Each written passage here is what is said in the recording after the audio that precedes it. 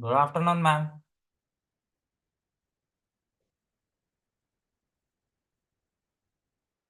Yes, good afternoon, everybody. Good afternoon. Yeah. So I hope you can see the screen here. Yes, Yes, madam. ma'am. Yes, ma'am. Okay. So this session is on money and banking, right? So, so in this session, we will try to understand the evolution of money, the demand for and supply of money, and theories of value of money. Okay. But before trying to understand what is money and how money has evolved and what are the different functions that money plays, we need to understand about the barter system. Okay. So what is barter system?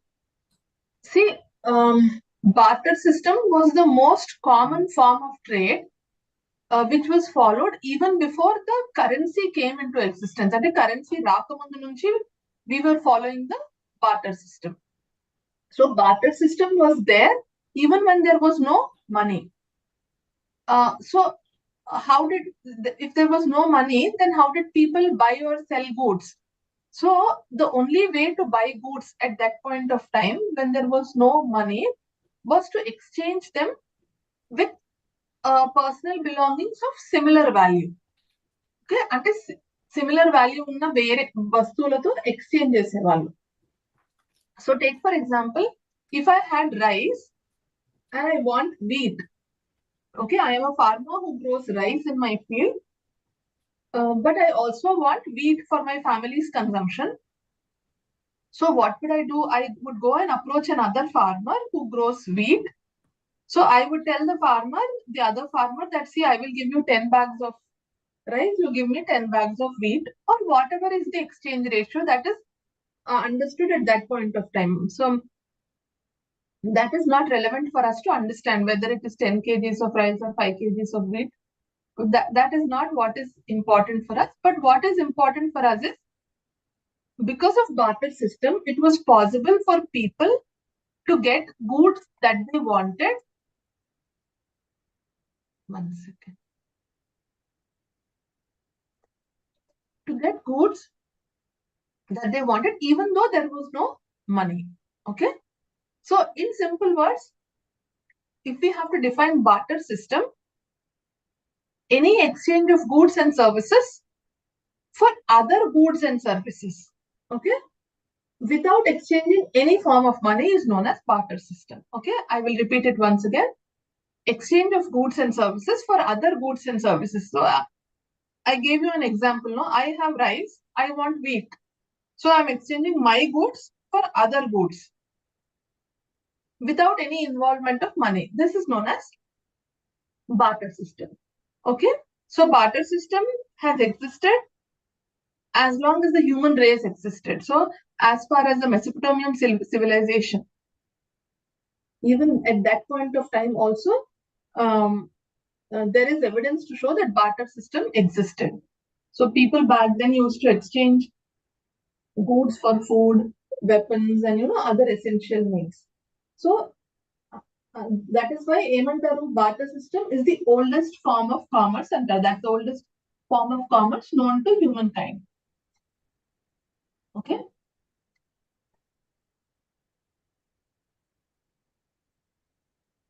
Though it is one of the oldest types of commerce, it is Barter sometimes. system. What is Yes. it? Are you able to hear my voice? Yes, madam. Ma'am, the previous one you have kept now, ma'am. Barter system. Now this is another one, now, ma'am. What is barter system? Question. Entama, what is your doubt? I didn't understand. Previous one you have kept now barter system for only you kept introduction, I think. Yes, yes, yes. Now this one. See, you be patient. You keep listening to what I'm telling you. If you have any doubts, then you ask me. Okay, madam. Okay, because we only have 1 hour of time and we have a lot of syllabus to complete. So there are no repetitive slides. Okay, If and you you share the PPT also, ma'am, in chat box. Okay, I will do that. Chat box PPT. Right. Okay, okay. Right. So even now, though it is the oldest form of commerce, even now it is used by individuals or sometimes companies also, or sometimes even by nations, countries also. Sometimes countries also exchange goods and services amongst them. Uh, so even so even now it is used, but rarely, not very commonly used, right? But one important factor or one important challenge in barter system is equal value of goods and services that are to be exchanged, right? Finding goods of equal value, finding services of equal value that are to be exchanged. That is the key challenge of barter system. We will discuss about it going forward. But right now, what are the benefits of the barter system? There are many benefits of barter system. The first one is budgeting. See, what barter system does is it facilitates proper financial budgeting. And then, see, less important goods can be exchanged for the prioritized services on goods. And then, I have rice. Rice is not very important for me. Take, for example, wheat is more important for me. So, barter system is allowing me to exchange this rice, which is less important for me, for another good, which is more important for me. Similarly, there might be somebody else for they might be having wheat with them. Wheat might be less important for them, rice might be more important for them. So, what barter system is allowing us to do? Barter system is allowing us to exchange our less important goods for more important goods or services. Whereas cash can be kept safe for some expenses that cannot be met through bartering. And again, it is said that barter system helps to budget all the expenses economically, right? And that is the first benefit of barter system, that is budgeting. The second benefit of barter system is better professional relationships. See, bartering system not only helps into trade without cash, but the other advantage associated with it is it also helps in creating a good psychological understanding, good psychological relations among the traders as compared to monetary transactions. See, usually what happens in bartering system, bartering or exchanging is only done between known individuals. So, therefore, better relations exist, right? Uh, this also allows to expand the business networks and relations. Another benefit of barter system is economic equilibrium. So, in the barter system, what is happening? Exchange of goods and services of a similar value is taking place, right? Goods and services which are of similar value are being exchanged. Now, what this will lead to is this will lead to proper allocation of resources in the economy, and important aspects would get more resources. Not so important aspects would be allocated less resources. Right? So exchange of goods equalizes the demand and supply, and it helps the economy to reach a state of equilibrium. Right? That means whichever goods or services are more important, they get more resources. Whichever goods or services are less important for the economy, they would get less resources. Okay. And some other benefits of barter system is that because the trade circles are small, complexities are also less, problems or challenges are also less. And what bartering system also does is it could also lead to reuse of product, right? It could also lead to reuse of products, or over exploitation of resources does not take place. Now, talking about barter, types of barter could take place between individuals, it could take place between countries, or it could take place between organizations also. So, I told you when we were discussing the first slide, I told you.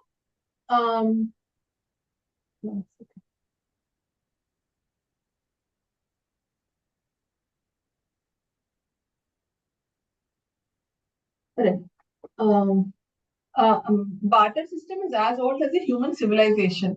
So, barter system always existed between people, two individuals. So when two individuals or parties have goods or can render services the other wants, without any exchange of money.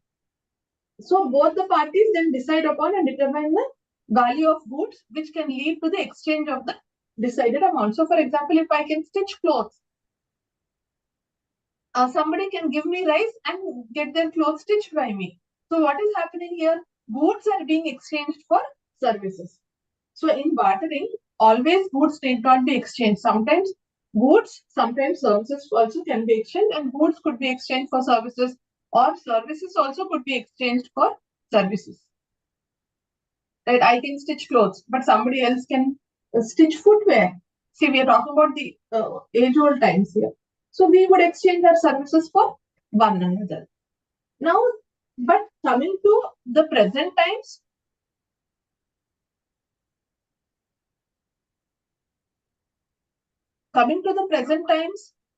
sometimes even companies or countries also might exchange goods. So where two companies have goods or services that they mutually need, right? And their value is also an equivalent value can be established. Then those two companies also could be exchanging goods among them. That is called as B2B bartering. That means business to business bartering. All right. Sometimes even that also is possible. Right. For example, I am a table manufacturing company. I buy raw material wood from one timber merchant. So that at one point of time, the timber merchant needs 10 tables. So the timber merchant says, see, I need 10 tables. You give me 10 tables, but I will not pay you in cash. Okay? I will not pay you in cash. Whatever is equivalent value. Is my voice clear? Somebody has messaged that my voice is not coming properly.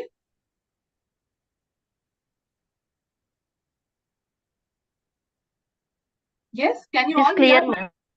Okay. Clear, ma'am. Okay. Just now Coming, ma'am. Okay. One student said it is not clear. So, okay, fine. Right? If an equivalent value can be established, okay, for 10 tables, I will give you 1 quintal of wood or 2 quintals of wood. That is nothing but bartering among two companies. So here barter is taking place between the timber merchant and this furniture company. Barter among countries also. See, you all know that there is something called as import and export. So sometimes, movement of goods and services could be taking place between two countries, not necessarily in the form of money, but it could be in the form of goods also. For example, we are importing oil, petrol from somewhere. In return for oil or petrol, we might be giving them, for example, rice and wheat.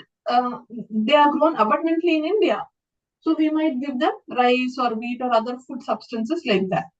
So those are the different types of barter.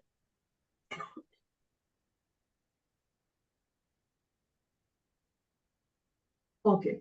But this barter system has a lot of limitations, has a lot of disadvantages. See, the reason we moved from barter system to the present currency system is simply because barter system has a number of limitations. Right? So what are the limitations? The first and the most fundamental limitation of bartering is it can only be done in closed circles. See, even small businesses also cannot rely on bartering system. It could only happen between known individuals, or it could happen maybe only between two organizations, and that too not always. See, I told you the timber merchant might need tables, so he might take tables from the furniture company and provide him timber, wood. But will the timber merchant always need tables? No, it could just happen once in 10 years or once in 5 years. Right? So the scope of bartering system is very, very limited. Okay. The next problem. In fact, this is the biggest problem associated with bartering system. What is this problem called? This problem is called as the problem of double coincidence. What do you mean by problem of double coincidence? See, I told you I need wheat and I have excess rice. Okay. So I am looking for somebody who will give me wheat and take my rice. Okay. So the probability of finding another person who has wheat and who is willing to take rice is very, very low. Okay? ఇప్పుడు I need wheat, but I have extra rice. There might be another person who is willing to take my rice, but he does not have wheat with him. He has maybe cloth with him. But I don't want cloth. I say, no, I will not give you rice because you will give me cloth in return. I don't want any clothes. I want only wheat. So what is my problem? What is my biggest challenge? My biggest challenge is I have to find somebody who has extra wheat, right? And who needs rice. Only then will I get what I want, right? So this is a big problem. And this problem is called as double coincidence of wants. So it is not always possible to find the goods that I need in exchange for the goods that I am willing to give away, right? Another limitation of barter system is finding goods with equal value is also a problem. Right? Like, I have 10 kgs of extra rice and I want 10 kgs of wheat. But maybe the value of wheat is more than the value of rice. If I give 10 kgs of rice, I might only get 1 kg of wheat or 2 kgs of wheat. So finding goods with equal value or equivalent value is not that easy. Right? Another limitation is this: what some firms they do is they barter through membership-based trading exchanges. But that means there is an exchange instead of directly exchanging goods with customers. So in this case, what happens? The customers, they find it very difficult to pay fees attached to every transaction. Now, having discussed all the limitations of barter system, now let us try to understand what money. Yes.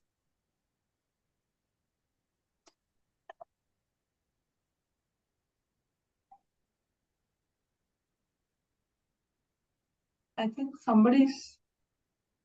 Ma'am, screen was gone. No, I only stopped sharing the screen because somebody asked me something. Ma'am, you can share the PPT, ma'am, this one in chat box. See, I will share, but you have to let me complete the class. No, after the class, I will share. Oh. Okay? Okay. Okay, every weekends I will take a class. Don't worry. But let me complete this class. Okay, ma'am. Mm. If any doubt there means I'll ask in after class. Chat box, you can ask me in the chat box. Don't ask in between. It will disturb others. I will check the chat box. Okay, madam. Okay? I will. Okay.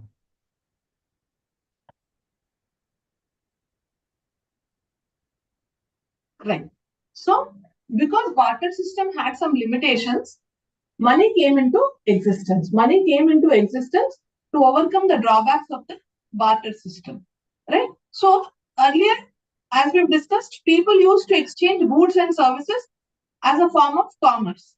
But what happened? This led to a number of disadvantages, which we have already discussed. And the disadvantage of double coincidence of wants is the biggest one. Like finding people who have similar goods. So, in order to solve this problem, a standard medium of exchange was introduced. Okay, a standard medium of exchange was introduced, and this medium was called as money. Right? So, what is money? Money is a medium of exchange that is centralized, generally accepted.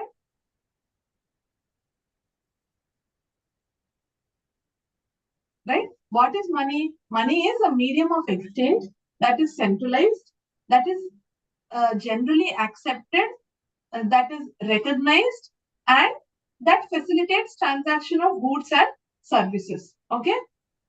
That is the definition of money. It is centralized. That means there is one common body that is issuing that. For example, in India, we have RBI. RBI issues currency. So money is a medium of exchange that is centralized, that is generally accepted. Okay. So see, money, like 100 rupees note, Anywhere in India, it is accepted. Nowhere can they say, no, we don't accept 100 rupees note. Recognized, it is recognized everywhere. Nowhere in India can people say, we don't know how a 100 rupee note looks like. And it facilitates transactions of goods and services. So you have 100 rupee note with you. Any goods or any services anywhere in India you want to buy, you can just go and buy goods worth those 100 rupees. Right?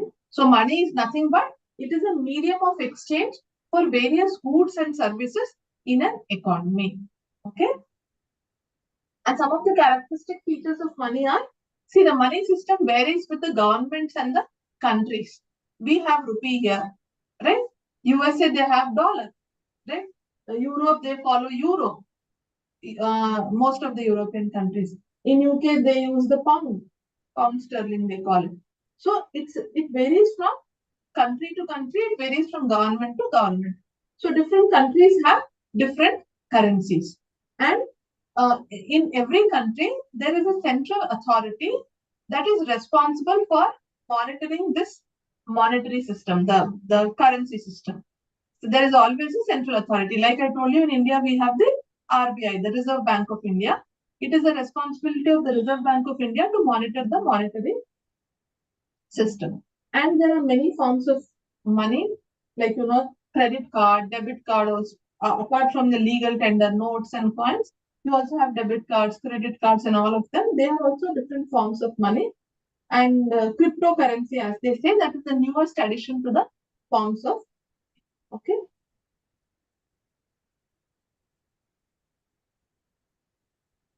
Okay, let us look at some of the characteristics of money. Right? Money should be fungible. Okay, the currency should be fungible. So what does it mean?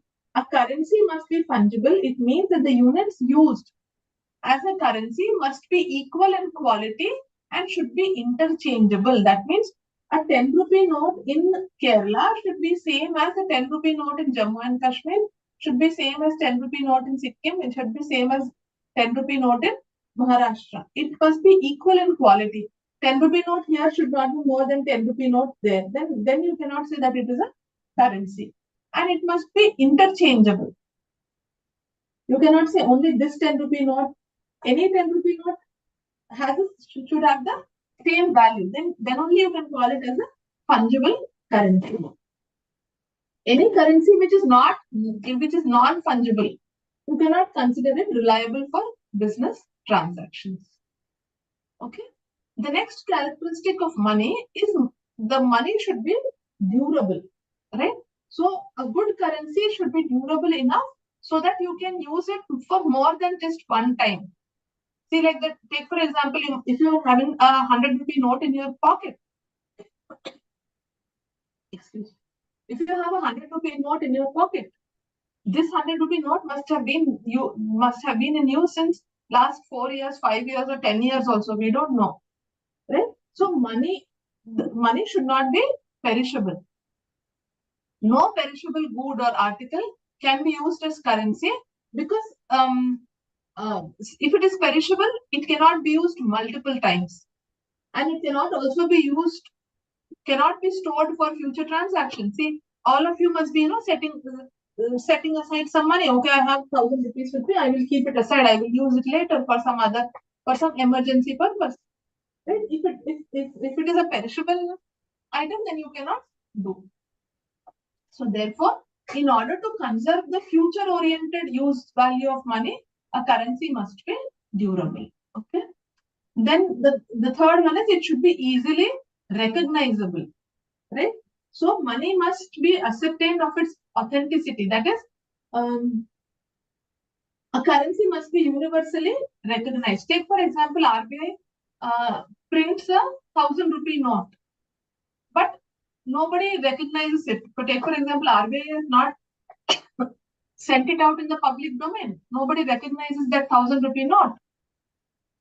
Then what happens if people are not? I went to bank to withdraw 1,000 rupees.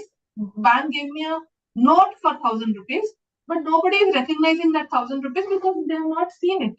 It will lead to disagreement with the exchange terms, right? So this 1,000 rupees, though bank is saying it is 1,000 rupees, But because people are not recognizing it, then it is of no value to me, right? So a recognized currency, what it does is it ensures trust in the money system as well as its acceptance. The next one is stability. So a currency must be stable in terms of value. Okay, that means money should have a constant or increasing value. It should not be unstable that suddenly its value keeps changing drastically. If the value of money is changing drastically like that, it means it is an unstable currency. Okay, and an unstable currency, what it can do is it can give room to risk of a sudden drop in value. So I'm holding 100 rupees today. Suddenly, if the value of 100 rupees changes, reduces, falls down, then the whole acceptance and authenticity of the money system is gone. Okay. The next characteristic of money is money should be portable. That means it should be easy and convenient to carry money, to transport money from one place to another. And the money must be divisible into various quantities, making its use better. For example, I have 500 rupee note, but I want to buy vegetables worth 100 rupees. I should be able to do that. So I go to the shop, I buy vegetables for only worth 100 rupees, and the vegetable vendor should give me back my 400 rupees. That means my 500 rupees is divisible into parts. Right? If, take for example, it is not like that. I have 500 rupee note with me, but I can only use it to buy things worth 500, nothing less. Then the value of 500 would be reduced. It would not be actually useful or relevant to people, right? And money, if it is not portable, that means if it cannot be carried from one place to another, it could lead to exceeded cost of transportation. So therefore, money should be able to be divided into further smaller units to facilitate smooth transactions of goods in different quantities, small or big or whatever it is. Right? Next, looking at the functions of money. What are the functions of money? Okay, so money is a generally accepted medium of exchange that is used to make all the transactions. Like you can buy food, you can buy goods, you can pay your taxes, right? Anything you can buy fuel. You can, if you want to buy tickets, train tickets, bus tickets, flight tickets, whatever it is. Money can be used as a medium of exchange, which will help us to make all our transactions. Right. That is the first function of money. Money being the medium of exchange. The second one is money is a measure of value. Right. So see what is happening. Money is expressing the value of every service as well as goods. So take for example, rice today is 60 rupees kg. Okay. And take for example, wheat is 100 rupees kg. So what is money doing when I'm saying rice is 60 rupees kg and wheat is 100 rupees kg? What money is doing is money is saying that at this point of time, wheat is more valuable than money. Wheat has more value in it than, sorry, not money, than rice. So money can be used as a way of expressing the value of every service, right? Therefore, right? Okay, so therefore money is a common denomination. Okay. Another function of money is a standard of deferred payment. Okay. So money is considered as a standard for future payment. Okay. So I have to pay electricity bill after 1 week. I have to pay my phone bill next month. Right? I have to pay my child's fees, school fees, college fees next month. So how do I make all these deferred payments? I can use money to make all these deferred payments. Okay. Next one. Next, money is a store of value. What does it mean? It means that money is capable of being stored and it can transfer the purchasing power from today to future. That means, see, I have 1,000 rupees with me. What do? I keep it aside. I store it in a cupboard or somewhere. So when I take it out after 2 months, will the value of money still be there after 2 months? Yes, the value of money will still be there after 2 months. So money is capable of transferring that purchasing power from today to future. So I can spend that 1,000 rupees today, or I can spend that 1,000 rupees after 2 months also. Okay, so that is the store of value. So I have 10,000 rupees in my bank account, right? Though I am not spending it, but still it has the value to buy whatever I want with that 10,000 rupees. Okay. The next function of money is distribution of social income. So income can be easily distributed with the help of money. For example, I am running a business. I earn profits. What will I do with these profits? I pay salaries to my staff. I buy raw material. Right? I am paying electricity bill. I am paying fuel charges, transportation charges. So distribution of income is taking place because of money. I am earning it, and I am a source of income for my employees, my customers, my vendors, and all of them. And the next function of money is the basis of credit creation. See what the store value, we just now the fourth function of money, the store of value function. Now this store of value function of money, what it does is it helps in credit creation by the bank, right? So the using the money of demand deposit is a tool for credit creation. Okay. And the last one is liquidity. Money provides liquidity. Money is the most liquid asset in the economy. See, a previous example, when I was talking about bartering system, I told you I have 100 kgs of wheat with me, but I want 1 kg of rice. But I might not be finding another person who will give me rice and take my wheat.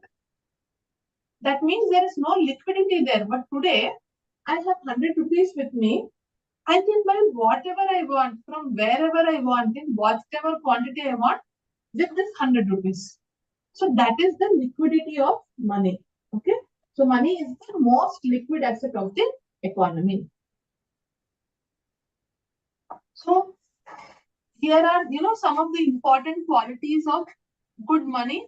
So the first one is general acceptability. We've discussed this.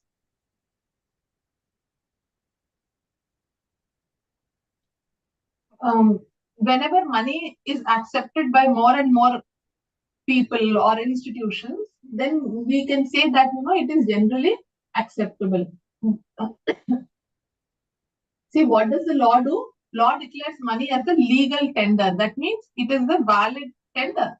So obviously, money gets that inherent quality of general acceptability. Okay.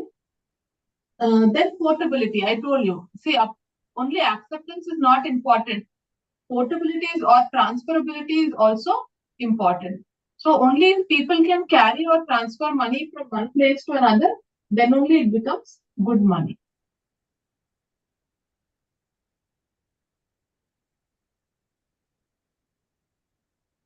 Then durability, the material that is used to make money, it must last for a very long time without losing its value.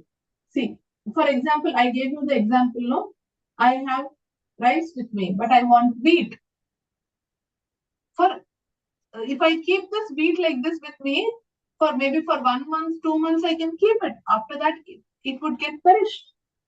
If I have fruits, for example, I have apples with me, but I want to buy wheat. Apple would get perished even sooner, right? But the same thing is not applicable to money. I have a 100 rupee note with me today. I can use it after 5 years also. Right? Even after 5 years or 10 years also, I can still use it. Right? That is the durability feature of good money. Then coming to divisibility, right? See, I told you, no, I have 100 rupees with me, but I want to buy goods for 10 rupees only. Right? Money will help me do that. Money is divisible that way. Right? Whereas, see, take for example, I want, I have cattle with me. I want to buy rice, or I have a big log of wood. It is not possible to divide cattle, or it is not possible to divide that big log of wood. Whereas money I can. It is so that is divisibility feature of money. Right? Next, coming to homogeneity. What does homogeneity mean? Homogeneity means similarity. That means money always looks and feels identical, and they also have the same value. So take for example, 200 rupee notes more or less look similar, right? If they are not similar, or if money is not homogeneous, homo means similar, hetero means different. So homogeneous means similar money.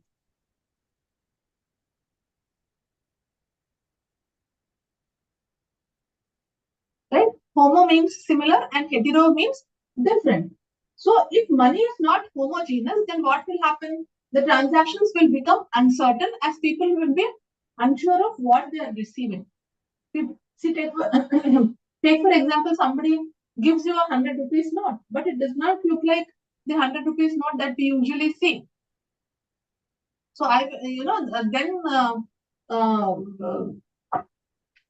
people will not accept it. You will say, no, I have never seen this kind of 100 rupees note. I don't want this. So it should be homogeneous. Cognizability is nothing but the ability to recognize money. Right? So the moment you look at a currency note today, you will be able to tell its value. If it is worth 10 rupees, 20 rupees, 50 or 100. But if money is not cognizable, recognizable, then people will find it difficult to determine if they are dealing with some money or any other inferior asset. They would never know. Right? And another important quality of money is stability. In fact, of all the qualities that we have discussed, stability might probably be the most important one. So the value of money should not change in short periods of time. It should remain more or less stable. So if the value of money keeps changing, what will happen? It will fail to function as a measure of value and a standard of deferred payment. So those basic functions of money, it will no longer serve. Right? So how is money used? Okay.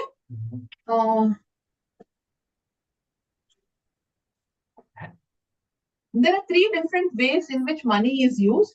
Okay. Money is used as a unit of account. Okay. Money is used as a unit of account. So because money is used as a medium of exchange for buying and selling, and because money is also used as a value indicator for all kinds of goods and services, money can be considered, or money can be treated as a unit of account. That what does it mean?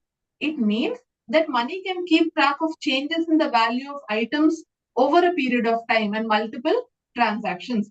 We can use it to compare the values of various combinations or quantities of different goods or services. So take for example, one shopkeeper tells me that, I am selling rice for 50 rupees a kg. Another shopkeeper says, I am selling rice for 60 rupees a kg. So by this, I can infer that, okay, the second shopkeeper value of rice is more because I am spending more unit of account. I am spending more money on it. Right? And because money is a unit of account, it makes it possible to account for profits and losses, preparing a budget, a valuation of the assets of a company. All these are possible only when money is a unit of account. Okay, that is how money is used. Then the second one, money as a store of value. So money's usefulness as a medium of exchange in transactions is because it is future oriented. It is future oriented. So what does it mean? It means money provides a means to store a monetary value for use in the future. without having that value deteriorate. So take, for example, somebody gives you a dozen of bananas. So the value of that dozen of bananas would be X today.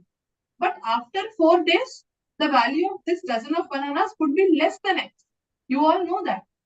But if somebody gives you 100 rupees today, after 4 days, also the value of this 100 rupees would be same. It would not reduce.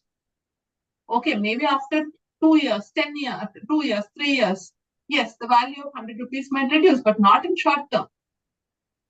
So therefore, money can be used as a store of value. So what is happening when people are exchanging items for money? That money retains a particular value that can be used in other transactions.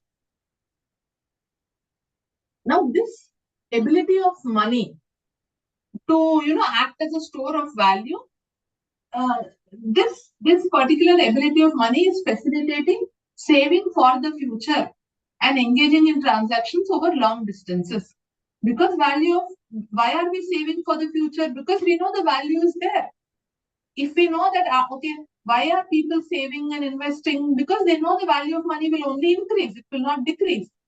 If people think that value of money will decrease over a period of time, nobody will save, nobody would invest, everybody will only spend. Okay. The next is money as a standard of deferred payment. So, to the extent that money is accepted as a medium of exchange and it serves as a useful store of value, just know that is what we discussed now. It can be used to transfer value over different time periods in the form of credits or debits. So, one person can borrow a quantity of money from someone else for some period, like for example, 1 year or 6 months, and then they can repay a different agreed upon quantity of money at the future date. So today I borrow 1 lakh rupees from X. And I will tell X, see, I will return this money to you after 6 months. I will return 1,10,000 to you or 1,05,000. Whatever is the agreed upon quantity, that can be done. Then next, coming to different types of money. Okay. The first type of money is market determined money. What is market determined money? See, sometimes money can originate out of the spontaneous order of the markets, right? So, some goods, they become very convenient. They become very desirable or valuable for practical use. So, for example, gold, silver, precious metals, all precious metals, they are also as good as money today, right? They're not money, but they're as good as money. Why have they become? Now, gold and silver is an example of market determined money. Why have they become equivalent to money? Because they are highly desirable, they are highly valuable across different cultures and societies, right? See, it seems in war-torn areas where soldiers are there, there is a lot of scarcity of them for food and things like that, right? But cigarettes are very, very valuable, it seems. The soldiers have shortage of cigarettes and they crave for them. So even soldiers who do not smoke also, they also hoard cigarettes because they know that this cigarette is very, very valuable. So tomorrow another soldier needs a cigarette, and if I give him, he'll do anything that I would want him to. So what is happening here in that situation? Cigarette has become like money. And I believe in hostels, people, students usually, like to cook, feel hungry in the midnight, they want to cook something. So instant noodles, Maggies and all packets and all, they become very, very valuable. So that is, so this is just an example, but gold and silver, these are all market determined money. The next type of money is the government issued currency. So when a certain type of money is widely accepted throughout an economy, now what the government might begin to do is the government might begin to regulate it as a currency. So they may issue standardized coins or notes to further reduce transaction costs. So Indian government through RBI, what has it done? It has issued coins. It has issued notes.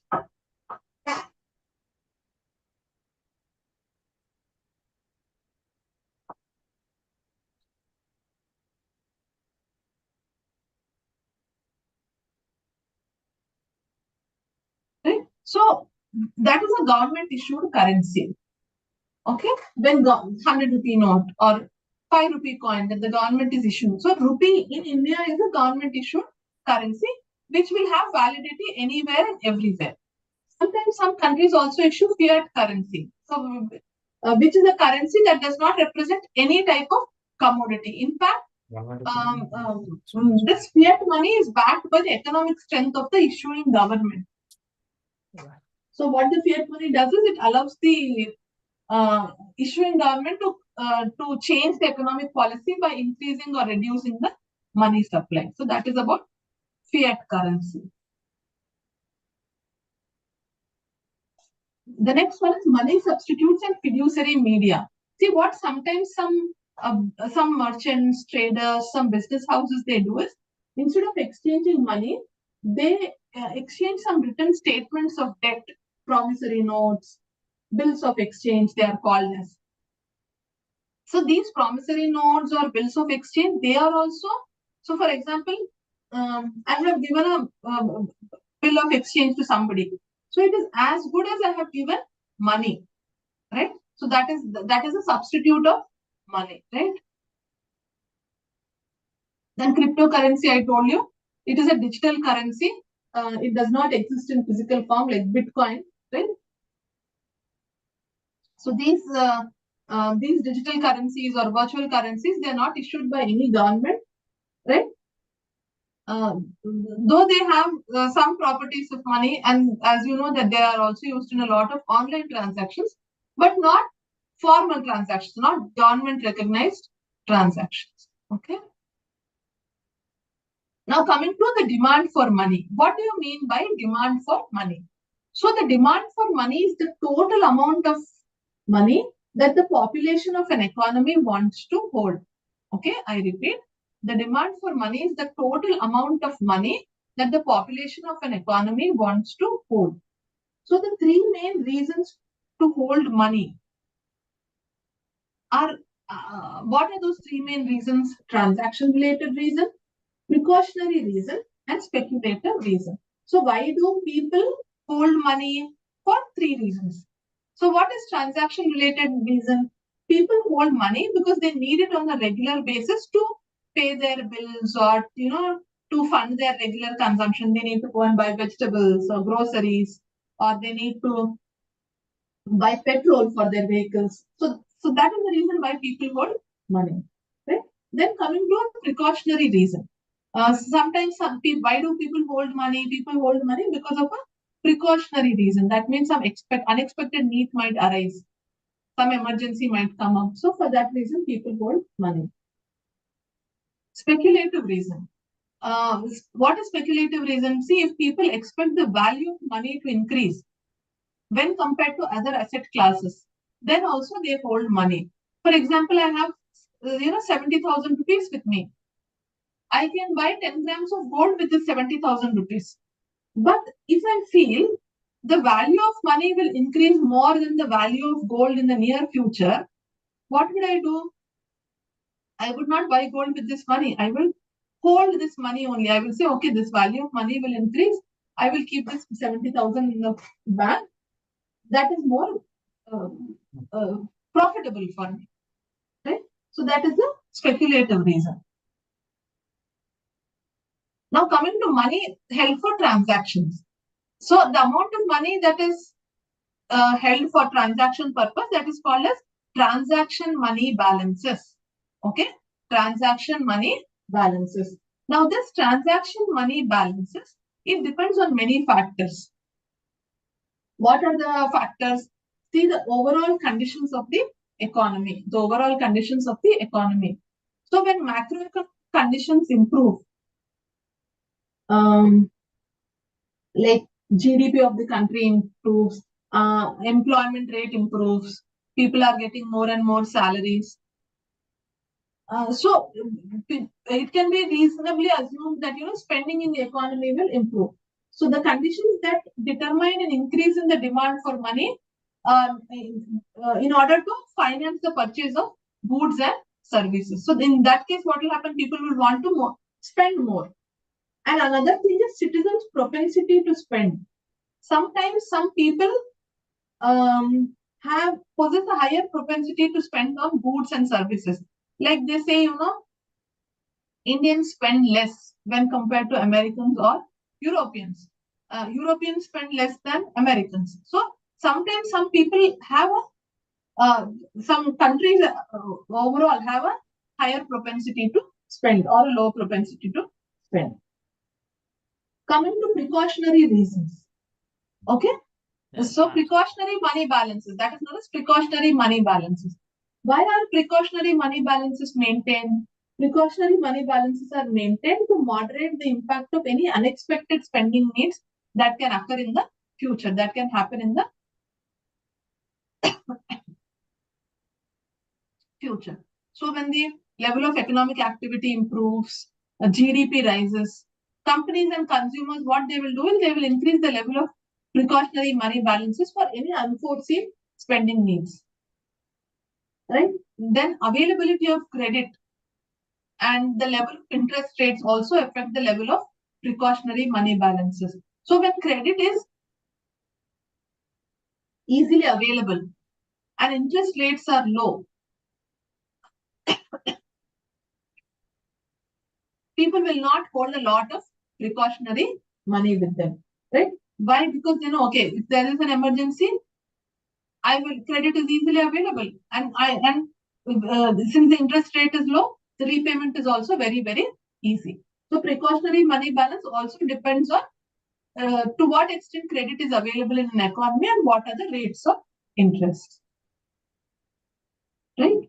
And one more thing is the balances that are held for precautionary reasons, they must be consistent with the level of spending of that particular company or family or individual. So if there is a family which spends 5,000 rupees a month, precautionary balance of 500 does not make sense, right? So what is the spend? Similarly for an organization also, if an organization's monthly spending is 1 lakh rupees or 10 lakh rupees, it cannot maintain 5,000 rupees as precautionary balance. Then last one, money held for speculative reasons, right? So when money is held for speculative reasons, it is known as portfolio demand for money. Okay, it is known as portfolio demand for money.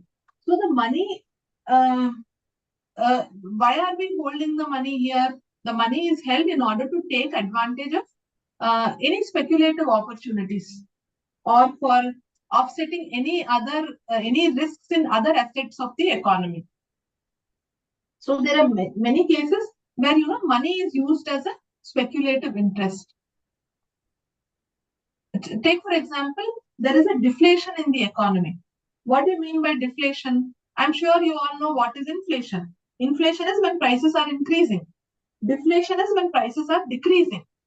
So if there is a deflation in the economy or if it is expected to come in the future, so what people will do today, will they buy anything that they want today? They will not buy it. They will put it on hold. They will store the money because they know, okay, today I have to buy a mobile phone and the cost of the mobile phone is 30,000 rupees. But if I foresee that the price of this mobile phone will be 25,000 in 6 months or 2 months, I will wait for 2 months and then only buy that mobile phone. Right? So this is an example of money being held for speculative reasons. Then, when conditions in other markets are not favorable and they are expected to deteriorate, okay? For example, if the I have money, I want to invest. I want to invest it in the stock market, or I want to invest it in the bond market, or I want to put it as an FD, right? But take for example, stock markets are not giving good returns. Bond markets are not giving good returns. FDs anyway don't give a lot of return. So what do? I don't invest in any of them. I would rather hold my money and then wait for a better opportunity, right? So that is also holding money for speculative reasons. Then next, coming to elasticity of demand for money, right? Elasticity of demand for money. What does this mean? First, let us look at what is unit elasticity of money, of demand for money. See, the classical economists, what they said is, they said that money has a unit elasticity of demand. Unit means one. So that means that a change in its value causes a change in demand in inverse proportion. Okay.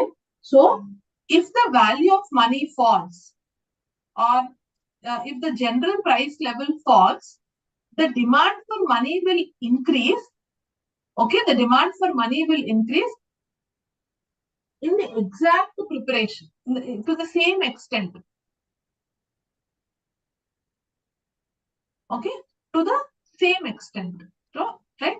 So, as a store of value, a proportionately large amount of money will be required to give the economy command over the same amount of total real resources. Right? So, the demand for money, the demand curve for money is unitary elasticity. That is single. So, take for example, just a second. Okay. Right. The total amount of money that is held by the community must always be equal to the total amount of money in existence, or in other words, its supply, right? So that is unit elasticity of demand. 1 second.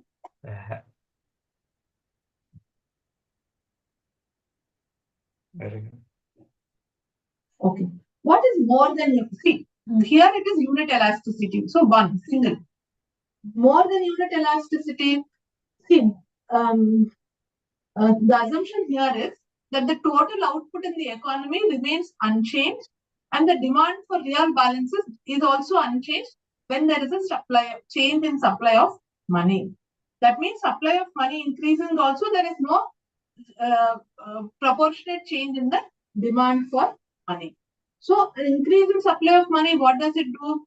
It causes the prices to rise, but maybe not in the same proportion.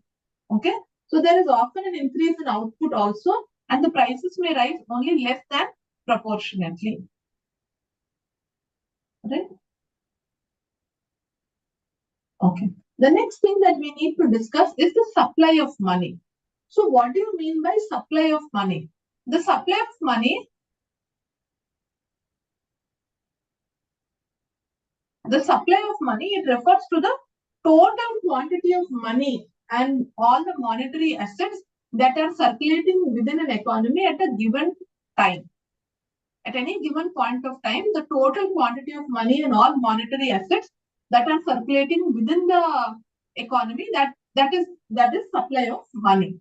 So what does it include? It includes all forms of money that the individuals, businesses and governments use for transactions, investments and savings. So today in India, if you would ask me what is the supply of money, all the various forms of money that you and all people like us, that all businesses and all governments, all of us that we hold with us, that is known as the concept of money supply. Okay. So coming to the components of money supply. See, money supply is actually categorized into different components based on the liquidity and acceptability. So what are the two components of money? The two components of money are M1 and M2. M1 is known as narrow money and M2 is known as the broad money. So what is narrow money? Narrow money is currency in circulation plus demand deposits. Currency in circulation is nothing but all the coins and the paper currency that all of us hold. Demand deposits are the funds that are held in your account, right? Liquid deposit accounts that can be immediately withdrawn. All that is demand deposits. So that is M1, currency in circulation plus demand deposits. What is M2? Broad money. So broad money is M1, that means currency in circulation plus demand deposits, plus savings deposits, plus time deposits, and any money market mutual funds. All of them constitute the broad money. Okay, so these are the two components of money supply. Okay. So with this, I will end this class. The remaining topics, I will continue in the next class. So next Saturday also, again, we have a class from 1:30 to 2:30, same time. I will continue then. Okay. Madam, Saturday this also is there, one, ma'am. ma'am, 1 second. you share the PPT and See, next class, there are some more topics to be covered from from this PPT. In the next class, after the next class, I will share. Yes, and somebody else important was. questions also. Okay, that I will do at the end of all the classes. Now give ma'am important question. This is just the first class. Now you want important questions. When do you have your exams? Next month, ma'am. 28th. 28th October onwards. 28th. So let me October. complete these classes and then I will give you. Okay, then I And will write your down. WhatsApp phone number also I want, madam. Any doubt means No, we are not allowed to share our phone numbers. Any doubts you have to ask in the class itself. only in class only. Yes. Okay. Okay.